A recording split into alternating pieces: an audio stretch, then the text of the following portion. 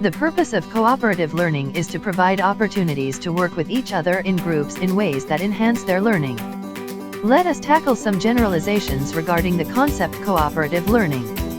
Generalization 1. Organizing groups based on ability level should be done sparingly. In this generalization, heterogeneous groups are promoted than homogeneous groups. Studies show that students perform significantly better when they are grouped this way. Homogeneous grouping on students with high abilities has a positive effect but small. Only in students with medium ability does homogeneous grouping has moderately positive effect. But then, grouping by ability should rarely be utilized. Grouping by English language learners and native English speakers should be more promoted and engage in. English language learners strive to convey information, and native English speakers help scaffold language development on grammar and sentence construction. Generalization 2. Cooperative learning groups should be small in size. As many as 3 to 4 persons per group is optimal for effective communication, especially when groups are based on English language learners and native English speakers. English language learners specifically will feel more comfortable speaking in their new language.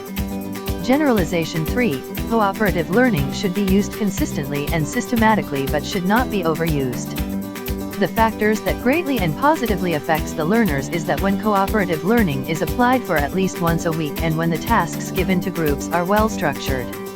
With this, the generalization promotes mastery of the process and independent working.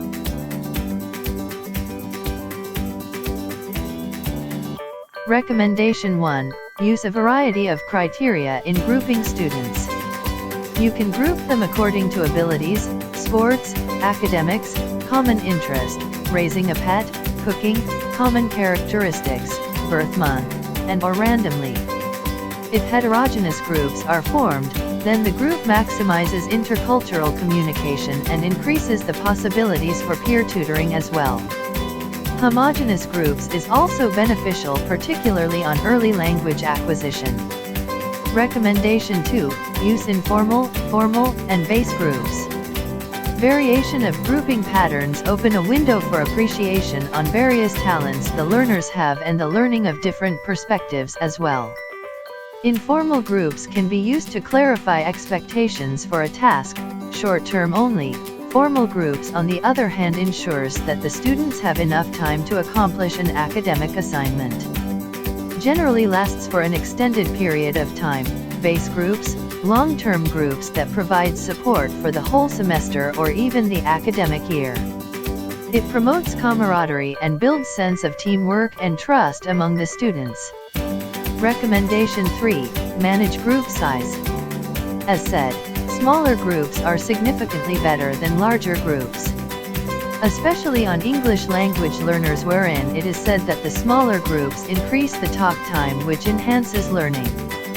Nevertheless, it is important to monitor the effect of the group size with regards to the learning of the students. Recommendation 4. Combine cooperative learning with other types of classroom structures. Though cooperative learning is a powerful structure, not all learners learn best when this structure is applied. Some needs time, some needs some other more structure. As said, monitoring is key to effective application of classroom structures. Recommendation 5. Teach the 5 components of cooperative learning. It is important that these 5 components are present when cooperative learning is applied in a classroom context, so that the materialization of the purpose of cooperative learning will take place.